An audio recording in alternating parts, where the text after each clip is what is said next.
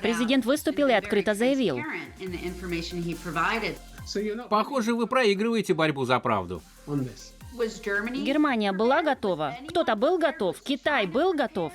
На этой неделе «Конфликт Зон» снова в эфире. Как миллионы людей по всему миру, мы тоже держим социальную дистанцию. Личные встречи для интервью невозможны, мы записываем интервью по видеосвязи.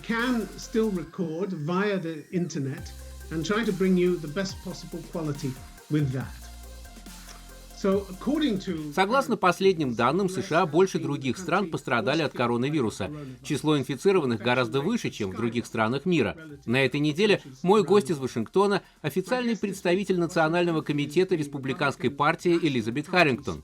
Мог ли президент Трамп сделать больше, чтобы остановить распространение вируса как у себя в стране, так и за рубежом?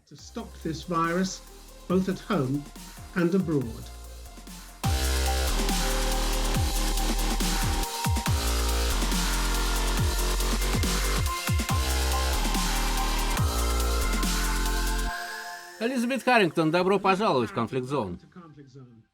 Спасибо, что пригласили. 19 апреля вы сказали, что президент с рекордной скоростью вступил в борьбу с эпидемией коронавируса, чтобы помочь работающим американцам.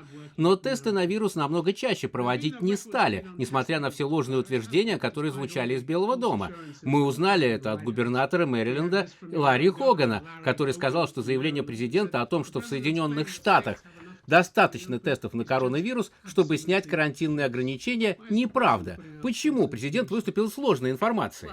Но это неправда. Президент открыто выступал с информацией на брифингах рабочей группы по борьбе с пандемией. Буквально вчера он сказал о 5000 центров по всей стране, где можно сделать тесты и которые могут использовать все губернаторы нашей великой страны. И если вы посмотрите на скорость, с которой действовал президент Трамп, это беспрецедентный случай. На каждом этапе президент Трамп принимал смелые и быстрые решения. Скептики тогда высмеивали его и обвиняли в ксенофобии. Всемирная организация здравоохранения говорила, что ограничения на поездки не спасут жизни, а будут лишь дискриминировать граждан отдельных стран.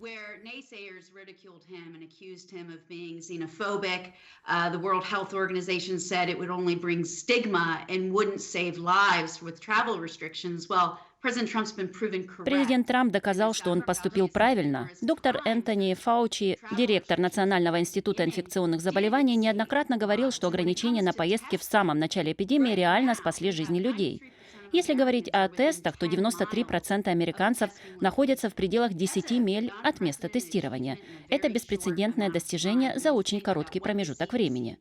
Когда говорят, что центры по контролю и профилактике заболеваний США не справились со своей задачей, то на самом деле это было невозможно, если речь идет о таком вирусе, с которым мы столкнулись. Мы смогли отказаться от некоторых требований, привлечь частный бизнес, чтобы увеличить число тестов. Например, в Нью-Йорке число тестов на 64% больше, чем в Южной Корее. Это отличное достижение за несколько недель. Это впечатляет.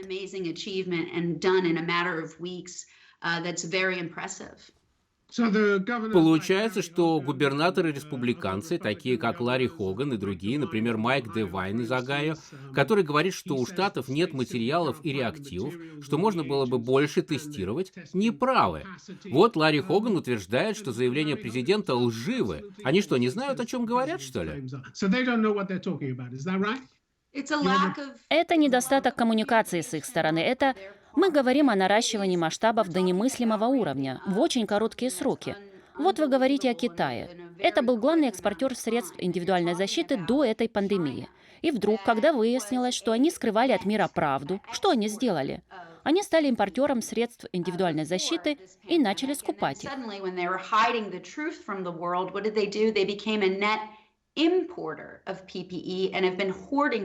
В мире возник дефицит необходимых материалов и медицинских приборов, которые были нам нужны. Если вы смотрели брифинги рабочей группы, там говорилось, что сначала закупить ватные тампоны для теста можно было только в одном месте – на фабрике в Северной Италии, где у них, очевидно, были свои проблемы. Так что было много трудностей.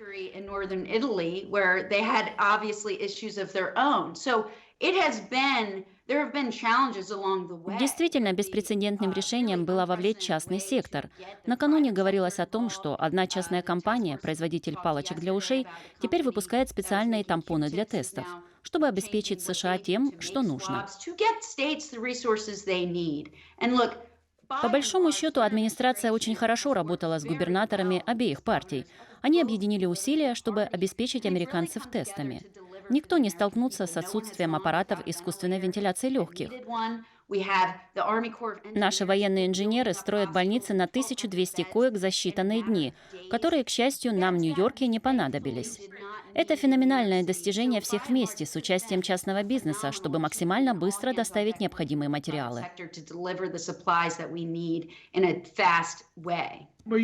Хорошо, это вы так говорите. 7 марта господин Трамп заявил, тесты в стране доступны для всех. Любой, кто нуждается в тесте, получит его. Тесты – это отлично. Но Энтони Фаучи, директор Национального института аллергии и инфекционных болезней, 12 марта вынужден был сказать то, что не сказал президент.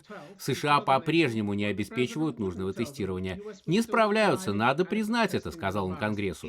Идея заключалась в том, чтобы можно было легко пройти тестирование, как это делают в других странах. Мы не готовы к этому. Я думал, что готовы, но это не так. Вот что он сказал. Это прямо противоречит тому, что вы сейчас говорили.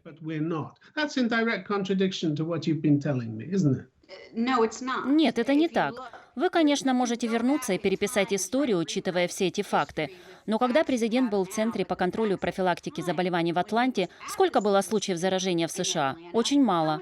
Поэтому, когда вы говорите, что кому-то нужен был тест, нужен. Он был доступен. И сам доктор Фаучи много раз говорил об этом. С самого начала проблема была в том, что у правительства не было возможности проводить тесты для всех американцев. Мы должны были обратиться за помощью к частному бизнесу. И когда мы привлекли его, мы стали мировым лидером в сфере тестирования. Очень удобно, конечно, переписывать историю, но факт в том, что в начале марта, когда у нас было очень ограниченное число случаев, мы могли тестировать людей, отправляли материалы в Центр по контролю и профилактике заболеваний и получали результаты.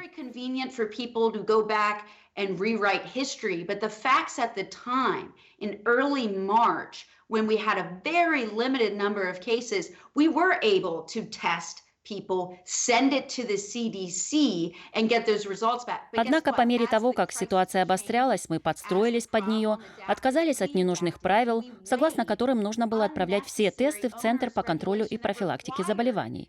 Это было невозможно, но мы должны были это делать согласно предписаниям. Отказавшись от этого, работая с управлением по санитарному надзору за качеством пищевых продуктов и медикаментов, прислушиваясь к тому, что говорит доктор Буркс, она всю жизнь работала на госслужбе, она разговаривала с врачами и частными компаниями, она узнавала, что им нужно для эффективной работы. Они говорили, что такие предписания мешают им, и администрация изменила правила, чтобы те, кто борется с вирусом, мог работать.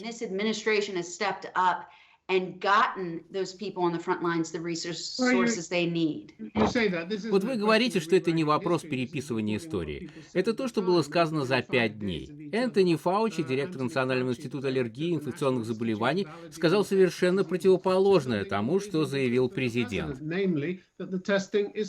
Это прямо противоречит высказыванию Трампа за 5 дней до этого. Он сказал, мы полностью готовы. Но он не был. США не были подготовлены. Вы сами признали, что не были готовы, потому что не знали, что это произойдет.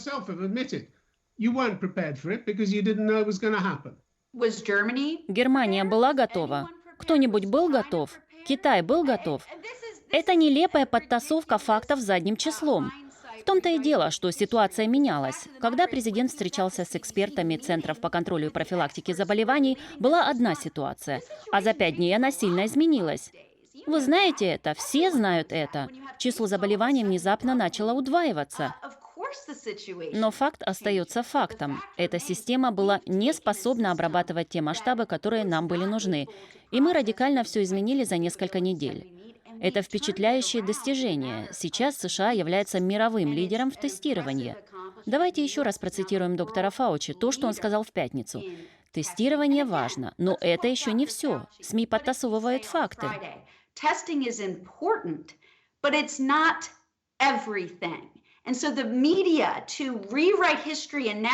И теперь, после того, как им не удалось подловить президента Трампа, что якобы не хватает аппаратов искусственной вентиляции легких в Нью-Йорке, они обвинили его в безрассудстве из-за того, что он не выделил городу 30 тысяч аппаратов, когда столько и не нужно было. Так вот, теперь они повторяют тестирование, тестирование, тестирование.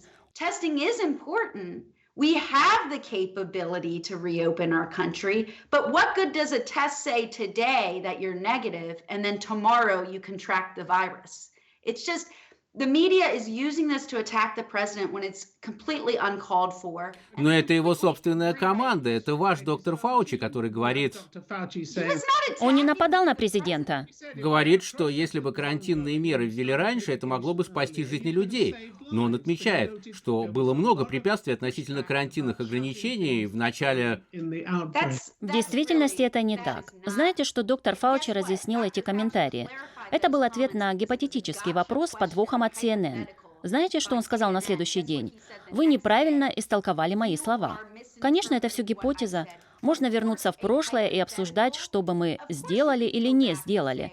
Так вот, что сказал доктор Фаучи. Все, что мы рекомендовали относительно введения карантинных мер, на все это президент Трамп согласился.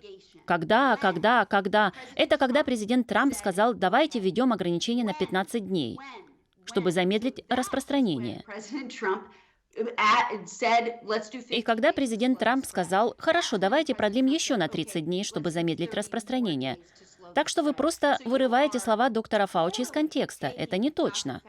Что он и пояснил, а СМИ набросились на него за это, сказали, вас вынудили так сказать. А это просто оскорбляет доктора Фаучи. И я думаю, что те, кто работает в СМИ, пытаются использовать людей, которые работают 24 часа в сутки, и обвинять их в нечестных мотивах.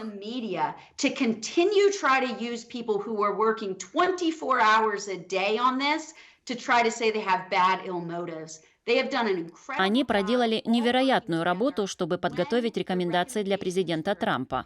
И Трамп согласился с ними. А что же в феврале делала Нэнси Пелоси? Она говорила, приезжайте в Чайнатаун. То есть она не воспринимала это всерьез, а должна была быть в Конгрессе, чтобы помогать американцам, и она все еще откладывает. Так что не надо мне говорить, республиканцы и президент Трамп не начали сразу действовать и не восприняли ситуацию всерьез, когда демократы в Конгрессе все время все откладывают.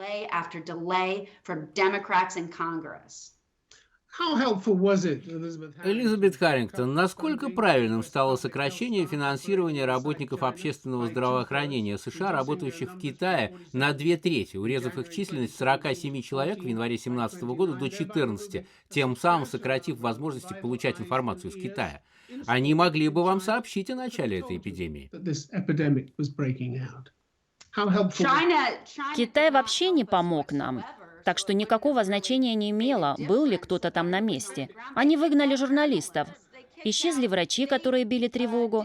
Они вместе со своими союзниками в коррумпированной Всемирной организации здравоохранения скрывали правду о вирусе более месяца, 6 или 7 недель, и позволяли людям выезжать за пределы Китая, когда они уже ограничивали поездки внутри страны. Удивительно, что они пытаются переложить вину на Соединенные Штаты, когда из-за Китая, коррупции в стране, сокрытия информации, обмана страдает весь мир.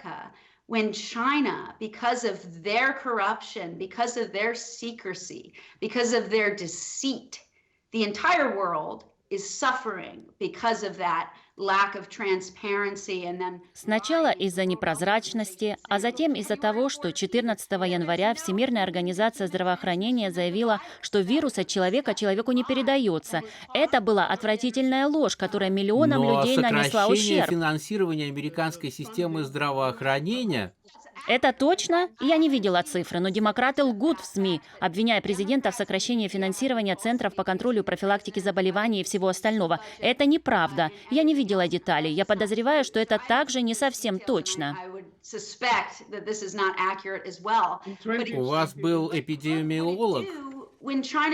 Послушайте, что делать, если Китай выгоняет журналистов? Китай не делится информацией с нами. У вас был эпидемиолог. Как они могли скрывать от нас, что вирус передается от человека к человеку? У вас был эпидемиолог, который работал в китайском агентстве по контролю за болезнями, и финансирование его было сокращено в прошлом году. Это ведь не укладывается в голове. Я не думаю, что финансирование было сокращено. Я сомневаюсь, что это так. Поэтому, когда Трамп говорит, что хотел бы, чтобы ему раньше рассказали о том, что происходит в Китае... Разве американские ученые контролируют то, что выдают китайские лаборатории миру? Просто удивительно, что вы пытаетесь обвинить Америку в том, что Китай — это они скрыли правду об этом вирусе и позволили ему распространиться по всему миру. И это причинило много боли не только в Соединенных Штатах, но и во всем мире. Это позор, и нам нужно докопаться до истины. А Китаю нужно быть открытым и честно сказать, что происходит, потому что их ложь вызвала просто невероятное глобальное экономическое бедствие. Число потерянных жизней – это прямой результат того, что коммунистический режим скрывает свои неудачи и нечестен с миром. И это уж точно не вина Америки.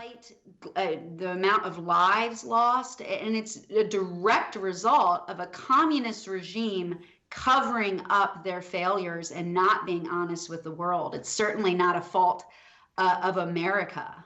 Вы сказали, что не предполагали, что подобная пандемия произойдет. Согласно всемирной оценке угроз за 2019 год, которую представили разведывательные структуры США, там был прогноз, что весь мир и США в том числе уязвимы перед следующей пандемией гриппа или другого инфекционного заболевания, которое может привести к массовой смертности и серьезно повлиять на мировую экономику. Получилось, это был довольно точный прогноз, ведь так? Но в 2018 году вы также закрыли Глобальное бюро безопасности в сфере здравоохранения, которое подчинялось Совету национальной безопасности и которое должно было подготовиться к пандемии, которую мы наблюдаем сейчас, и предотвратить Это её. неправда, это ложь.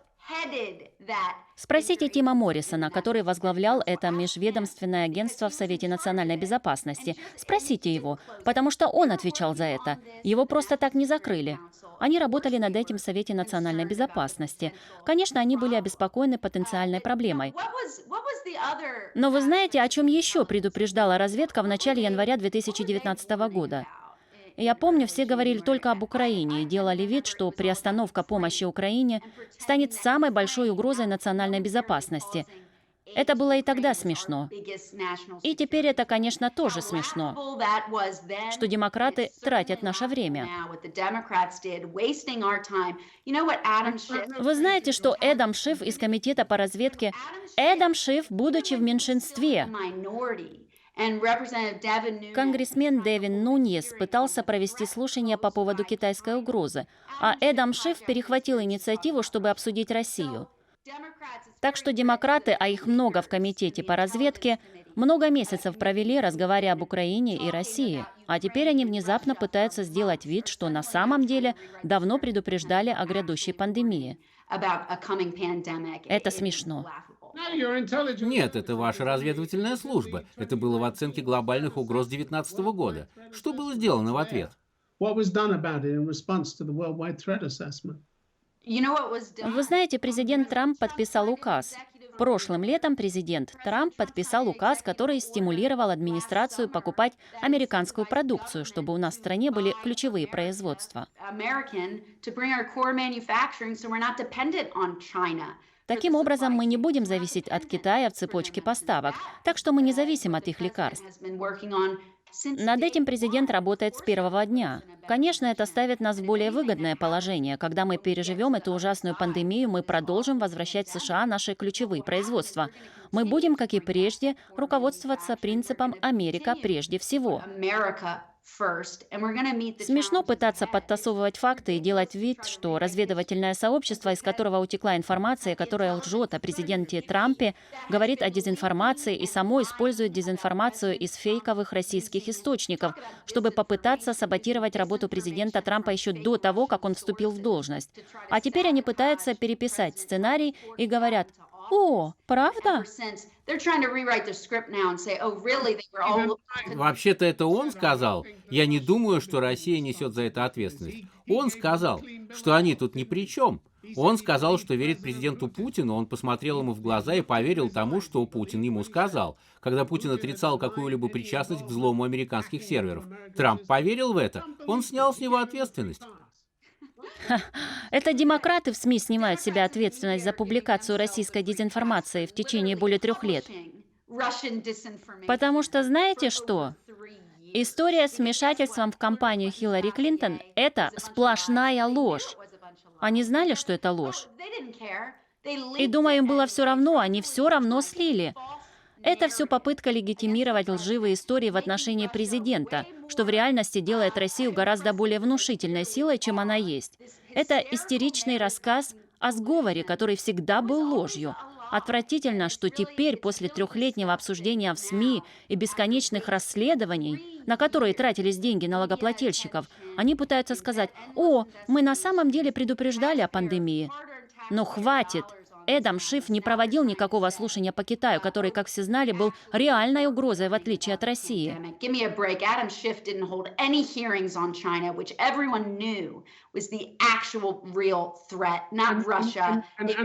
Ну а Трамп и его администрация идеальны. Он не сделал никаких ошибок вообще. Никогда не признавай, никогда не извиняйся. Все отлично, правда? Это то, что вы мне сейчас говорите.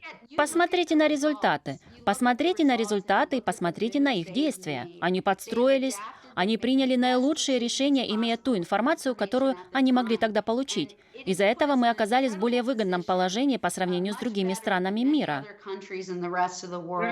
Сотни тысяч подтвержденных случаев, примерно в 4 раза больше, чем у следующей по числу заражений страны. Вы тоже верите китайским цифрам? Вам нравится китайский коммунистический режим, который, очевидно, занижает данные? Нет, я привожу западные данные. Китайская пропаганда. Это коммунистическая китайская пропаганда, их цифры. И они хотят, чтобы мир винил Америку в их пандемии, которую они разнесли по миру. Так что вы помогаете коммунистам в Китае. Пожалуйста, продолжайте, используйте их данные. Ну, все больше людей не верят президенту и тому, что он говорит о коронавирусе. В последнем опросе NBC и Wall Street Journal только 36% респондентов заявили, что в целом доверяют словам Трампа, в то время как 52% говорят, что не доверяют ему. Таким образом, вы не выигрываете спор по доверию. Миллионы людей потеряли работу, миллионы из-за этих локдаунов. Вы хотите политизировать этот вопрос? Вы хотите политизировать этот вопрос, говоря, что президент Трамп виноват в ограничениях? Так как же? Надо вводить карантинные ограничения, или мы не должны были вводить ограничения? Он действовал слишком медленно? Был ли он расистом или действовал рано? Пожалуйста, выберите. Неважно, что я скажу, вы скажете, что президент Трамп просто самый плохой человек в мире. Так, хватит. Это ведь то, на что вы намекаете, что это наша вина, что китайский коммунистический режим скрывал масштабы инфекции, с которой теперь весь мир, включая Германию, должен бороться. Президент Трамп проделал потрясающую работу.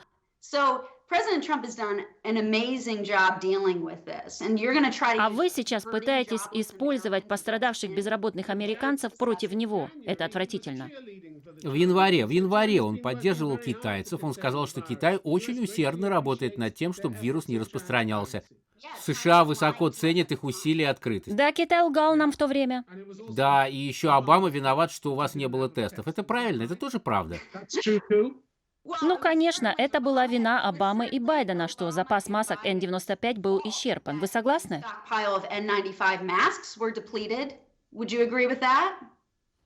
Не я должен соглашаться или не соглашаться. Вы много раз говорили, что он унаследовал разрушенную систему. Все эти факты.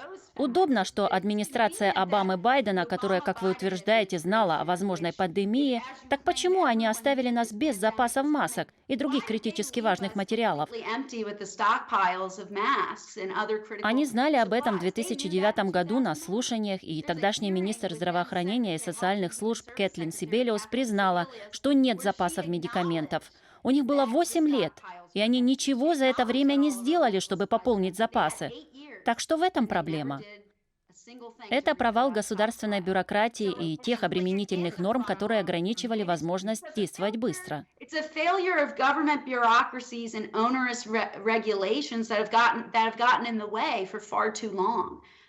Президент Трамп поступил мудро и поддержал частный бизнес, избавил его от этих нормативов, работая в сотрудничестве с Управлением по санитарному надзору за качеством пищевых продуктов и медикаментов, с Центрами по контролю и профилактике заболеваний США, чтобы американцы получили все те ресурсы, которые им были нужны. Это было невероятное достижение. Вы, конечно, можете и дальше критиковать, но факт остается фактом. Президент Трамп работает над этим каждый день, отвечая открыто на каждый вопрос, в отличие от коммунистов в Китае. Он честен и открыт перед американским народом, и американцы могут сами оценить это. Мы должны на этом остановиться. Большое спасибо за участие в Конфликт Зон. Спасибо.